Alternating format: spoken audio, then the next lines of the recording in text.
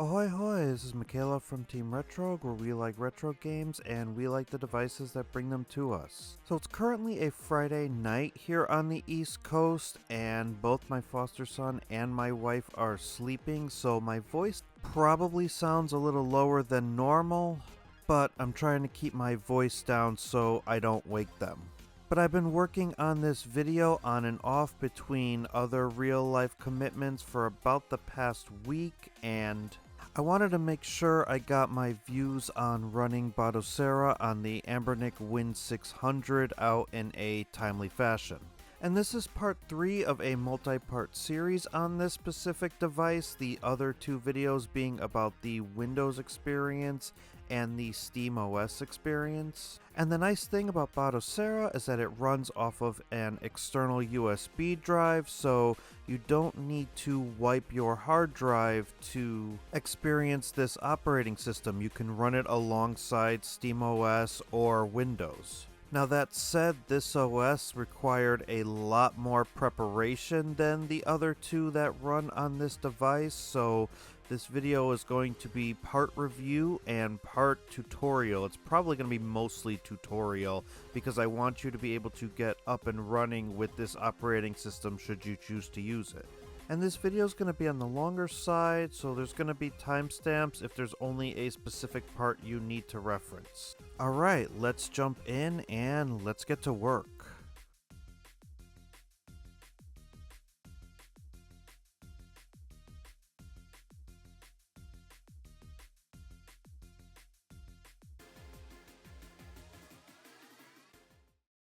So our journey begins at the Batocera website, where we're actually going to download the operating system. We're going to get Batocera 34, and we're going to actually download the standard desktop laptop version. The nice thing about this is we're going to be installing it to a USB drive, so if you wanted to, you could take this installation and use it on other computers as well. And you'll also notice that Batocera is available for other handhelds, including Raspberry Pi based units and handhelds such as the Odroid Go Super and the Anbernic RG552. So it's a very versatile operating system. But we're just going to go ahead and download the standard laptop desktop version. And then once it's downloaded, we're going to go ahead and use a program such as Balena Etcher to take the IMG file and write it right to our USB drive. So I'm using a 256 gigabyte Samsung thumb drive. And I picked one with kind of a low profile so that it's not sticking out of the device. It's sitting as flush as possible. Mostly because I don't want something to knock the drive out while I'm playing. So we're going to go ahead and select that drive, and we're going to select the Batocera IMG that we just downloaded. And then once you've selected both of those, it will take you to a screen where you'll have the option to go ahead and flash the drive. And it may give you a warning that you're about to flash a large drive and that everything on it is going to be deleted, but I'm working with a fresh drive, so I'm going to go ahead and click that I'm sure, and then we're going to go ahead and flash the drive. And then just let it do its thing. The process may take about 10 to 15 minutes depending on the speed of the computer, but it shouldn't take too long. So good time to run to the bathroom or get a quick drink, and then by the time you come back, it should be good to go. Alright, let's go ahead and turn this device on. Now, since we need to boot into Batocera, we need to turn the device on, and the second it powers on, we need to hold the volume down button to get to the boot menu. And then from there, we're going to flick the keyboard and mouse switch on so that we can navigate the BIOS, and we're going to select the USB drive to boot right into Batocera. And it's going to do this initial boot where it just moves some things around and creates some folders for us. And when it's done, it will boot right into Batocera. However, it is going to boot in portrait mode. And that's just an odd quirk with the Anbernic Win600 because it actually is a portrait mode device, but we can swap it into landscape pretty easily.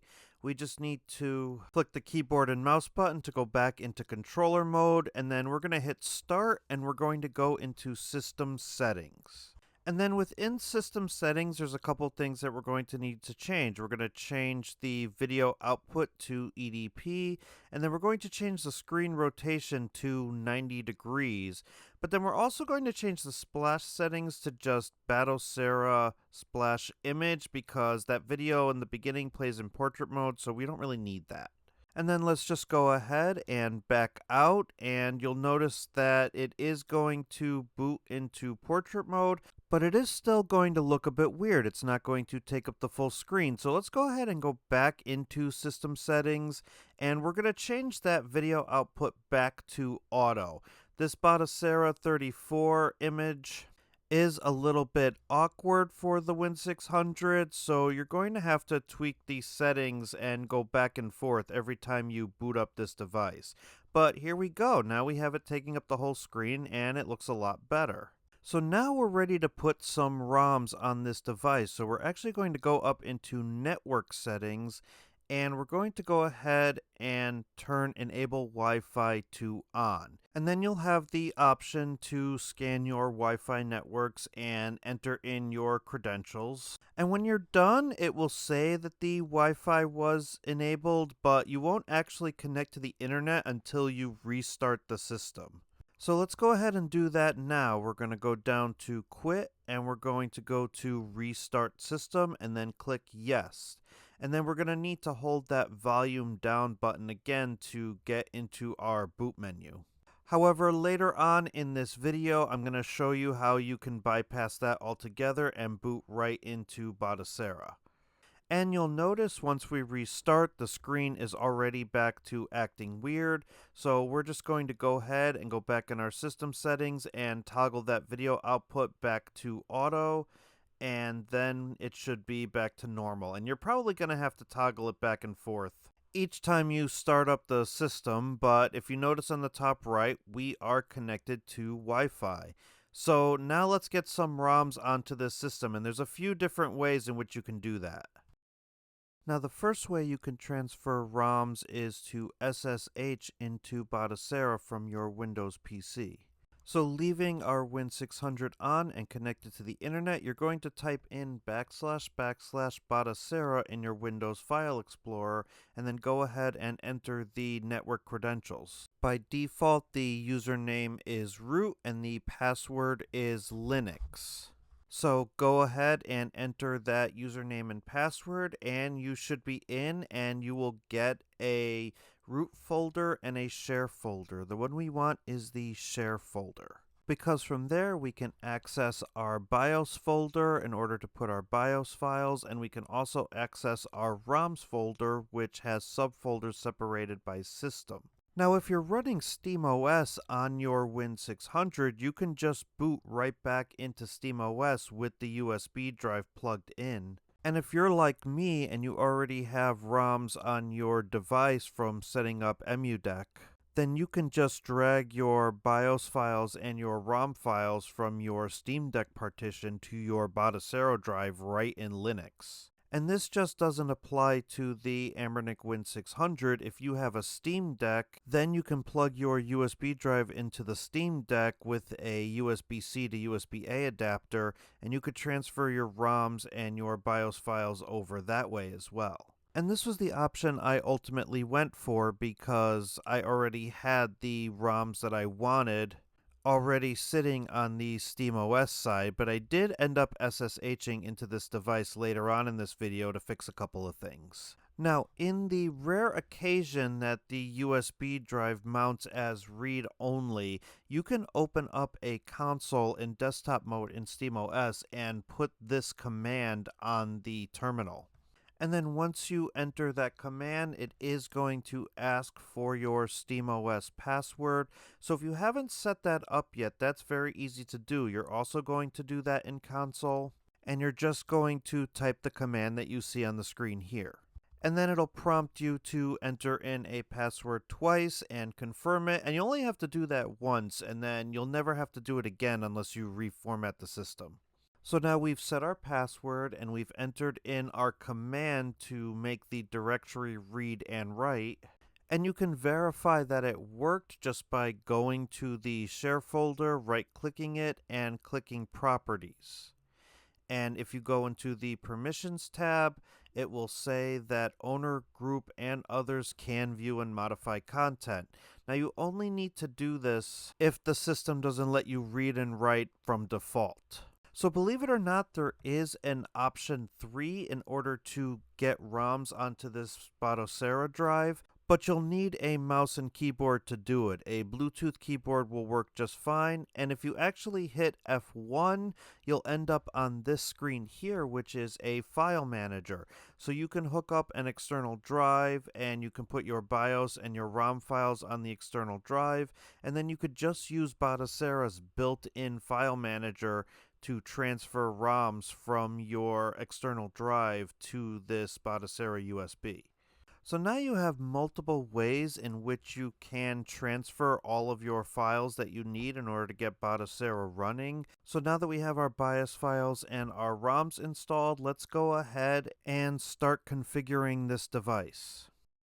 So I used a USB-C to HDMI dongle to connect this to my capture card, and you'll notice that because we set the screen rotation to 90 degrees, everything is sideways. So if you're going to dock this unit, you just have to make sure that after you dock it, you go into system settings and you switch it back to 0 degrees. Now our controller is mapped, but we don't have a hotkey button set up, so let's go ahead and go into controller and Bluetooth settings, and let's just set P1's controller to the Microsoft Xbox 360 pad.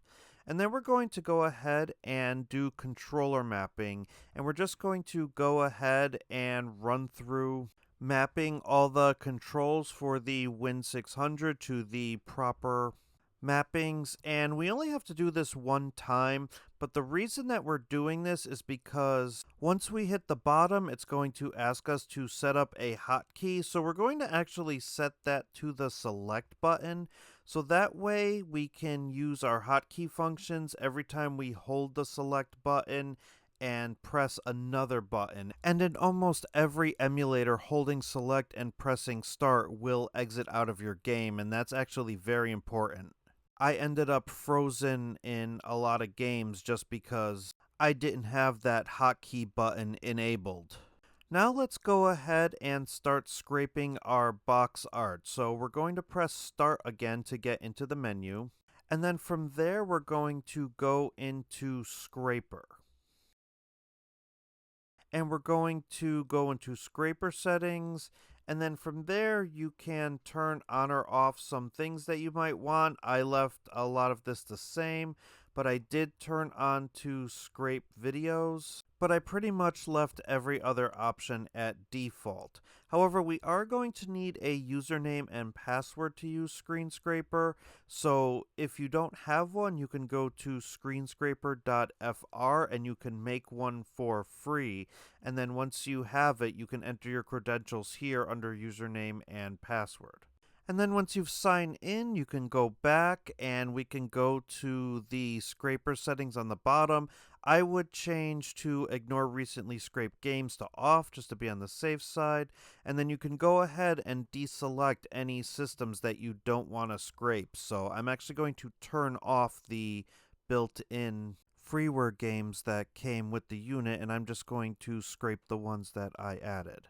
And then when you're ready, go ahead and click Scrape Now, and this process could take quite a bit depending on how many games you put on this Batocera drive. I have about 358 games from a curated list, so I want to say it took about a half an hour to 45 minutes, but that was still quite a bit of time.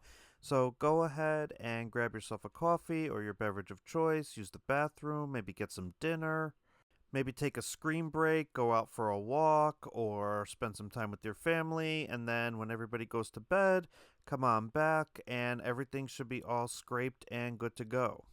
And now you can see there's screenshots with every game. There's a description, you see a rating, you see the number of players on the right, you see the date and year of publication. So things are starting to look neat here, but I think we can get it looking a little bit better. So I downloaded a bunch of themes from the updates and downloads section, as you can see here. But really the only one that I felt looked the best was the Arcade Planet one. So we're going to go ahead and apply that. And this was ultimately the one I settled on because you can see box art, you can see logos, you can see screenshots, and it plays the videos as well as has all that information on the right of the screen. And so this was the theme I ultimately ended up using, but I did run into some trouble scraping Wii U games. As you could see here, not every game is scraped, but on top of that, some games are actually misscraped and some are labeled oddly. And that's just because of the complexity of the file system that Wii U ROMs utilize. So we're actually going to have to SSH in from a Windows computer and fix this manually. So what we're going to do is navigate to the ROMs Wii U section of the share partition, and we're going to open the gamelist.xml in Notepad. And that's going to give you a file with some code that lists all of the games and the metadata. And we could see the file path as well as the RPX file that the operating system is trying to access. So we can go in and fix the name, but we are going to have to manually put in the box art. So let's go down here to New Super Mario Bros. U because this one was scraped properly.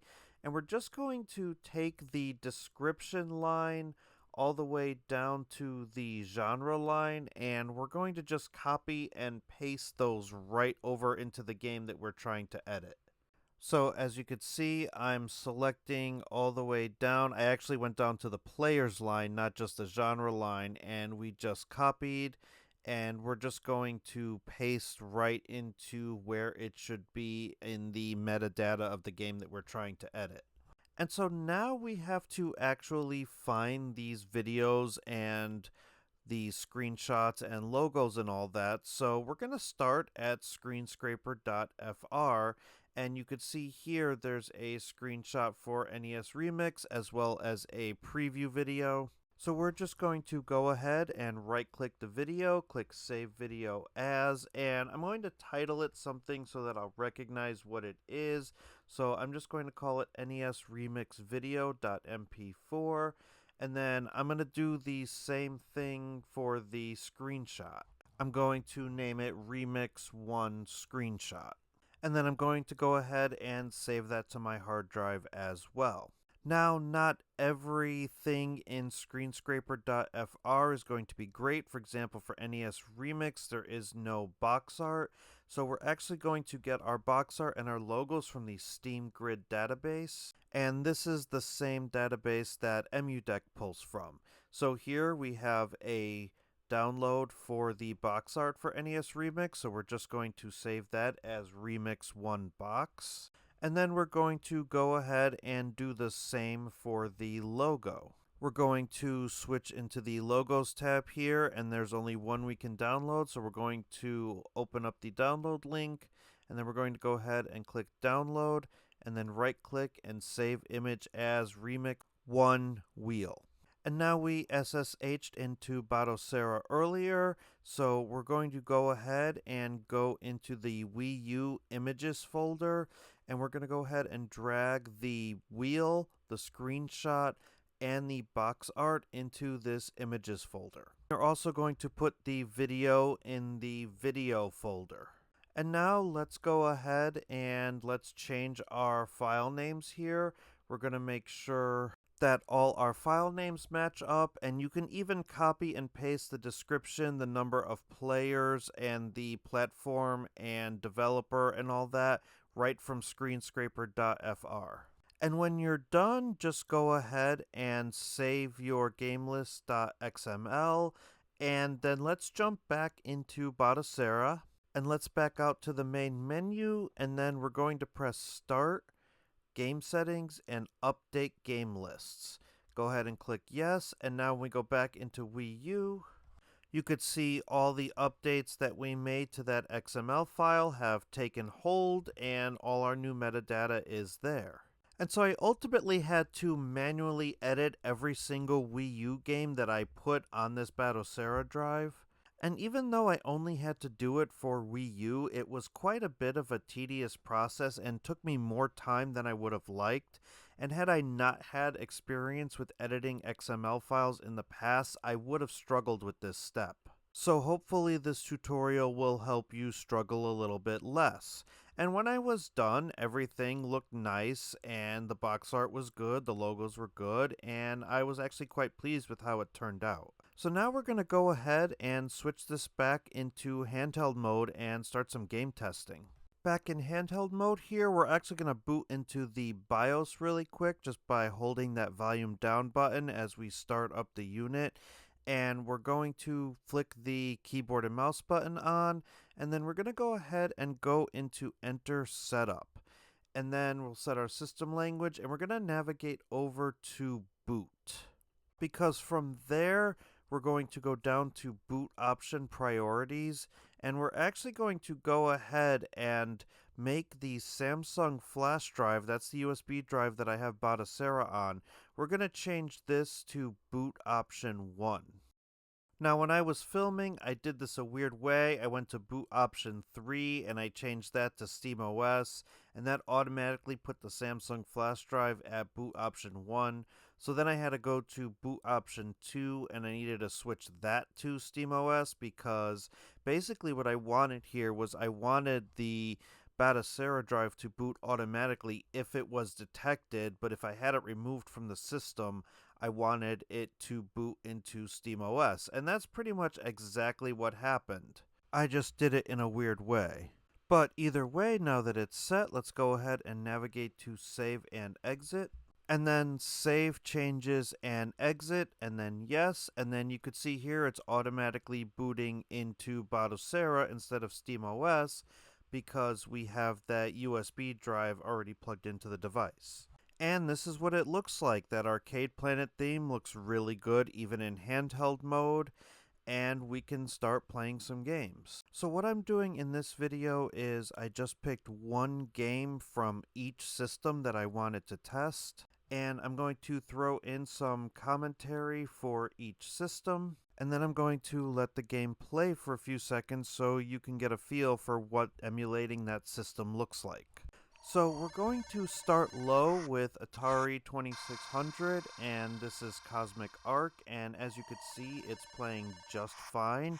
And I went ahead and downloaded some bezels from the Bezel project. You could find that in the updates and download section, and it automatically set them to my systems. And so now for the duration of this video, you're going to see some of these cool custom bezels. And your 8 and 16-bit systems are going to run just fine, as well as all of your Game Boy systems and portables. So I'm only going to throw commentary in for those systems if I have some kind of tweak that I did, but otherwise I'm just going to let it play and let you see the gameplay.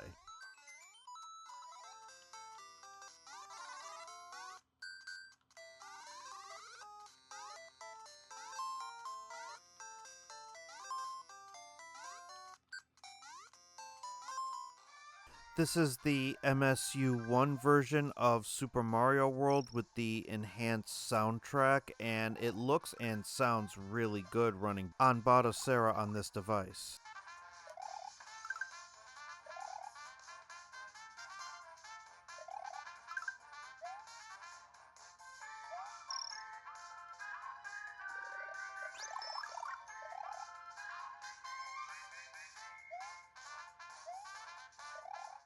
So when I was loading ROMs onto this device, I noticed that there was an SGB folder, which I can only assume meant Super Game Boy. So out of curiosity, I threw some Super Game Boy enhanced games in there, and it actually lumped them in with my Super Nintendo games on the front end. And when I booted it up, I was actually treated to an original Super Game Boy setup. And just like with the Super Game Boy, if I hit the L and R button, I could switch between borders, I can set custom colors, I can do a whole bunch of things that you were only ever really able to do on the original hardware, and it is just kind of nostalgic to see this menu again. However, to me, it didn't really seem the best way to play because now you have bezels on the left and the right, and you have the Super Game Boy border on top of it, so it just seemed like too much fluff on this device. But it was still really cool to see. And if I still want the colors, but I don't want the full Super Game Boy experience, I can still run these using the MGBA emulator. So ultimately, this is kind of cool, but it's not necessary in order to play and enjoy these games. Moving on to N64, I was able to play Kirby 64 The Crystal Shards with none of the issues that I usually get when trying to emulate this game on a handheld. And I was able to bump the resolution up to 720, so it looks fantastic to boot.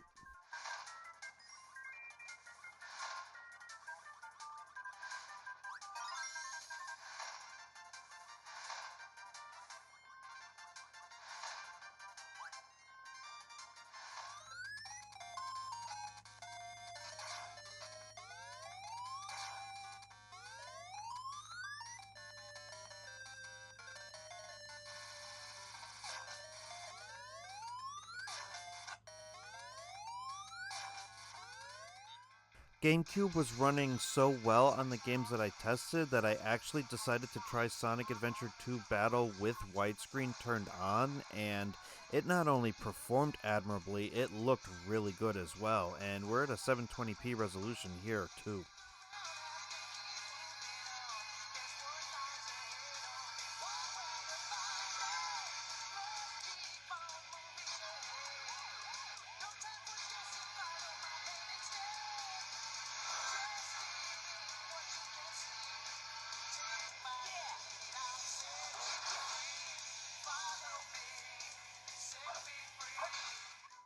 GBA works well, and the bezel project did put some bezels in here for GBA, but I'm probably going to turn them off because there's only mild black bars on the left and the right, so it's not really necessary to put bezels here, and the experience is still very nice.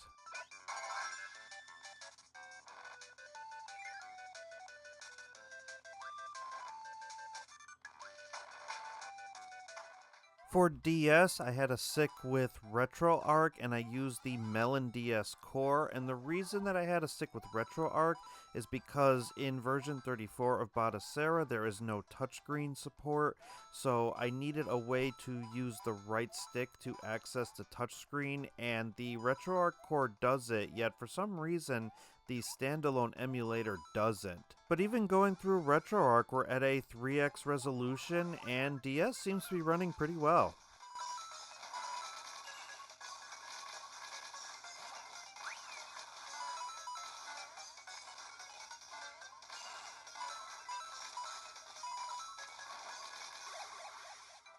Using the Dolphin emulator for Wii, I was actually finally able to configure a control scheme that would allow me to play Kirby's Return to Dreamland, and I have been looking for a way to play this game on a handheld for a long time. And I'm so thrilled that I got it figured out. I was even able to assign L2 to simulate a controller shake.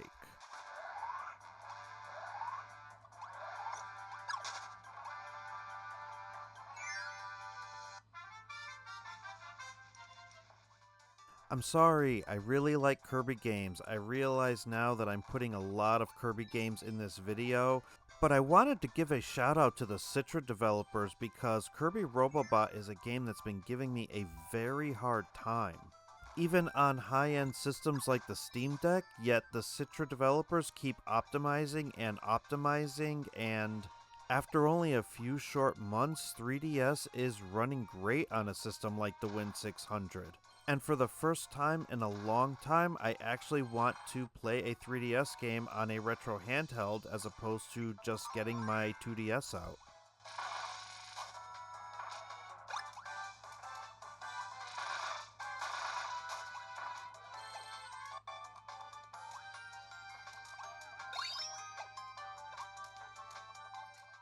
For Wii U emulation, I chose Yoshi's Woolly World, and I did have some short problems with this game where the loading had to catch up, so it looked like there was nothing on the screen, and then after like a second or two, it popped back in. This didn't happen very often though, and it did not make the game unplayable, and this was the only game I seemed to have that problem with.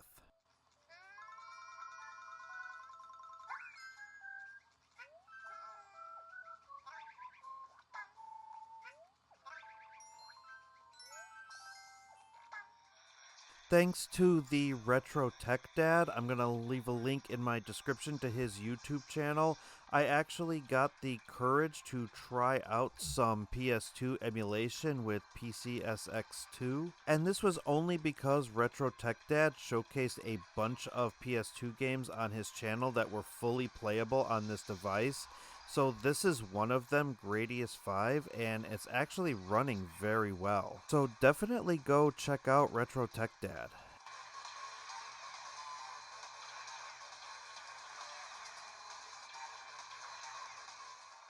And then finally we have the obligatory God of War test running at a 3x resolution on PPSSPP, and it's running very well, so PSP, no problem here.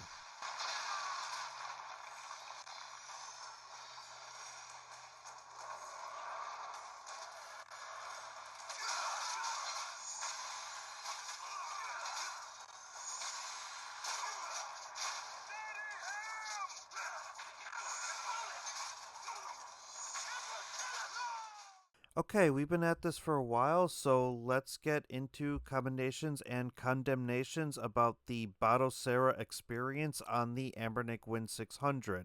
So we're going to start with commendations first. And I have to say, I'm very pleased by how well optimized Batocera is. It slightly has better performance than SteamOS, which will actually make some of those higher end emulators easier to play. And so as a result, you end up with fantastic GameCube, 3DS, and even some PS2 emulation, and it all runs decent.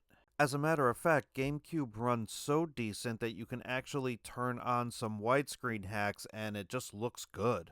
And Wii U emulation does require some tweaking and some messing around on this device, but once you get it running, it is darn good. And I also found myself enjoying the customizability as well as the flexibility that Batocera offered me. For example, it has Bezel Project built right in, so I can get customized bezels per game, or I can just go with some stock bezels, or I could turn bezels off entirely. And there are plenty of themes to download from the updates and downloads section right in Batocera.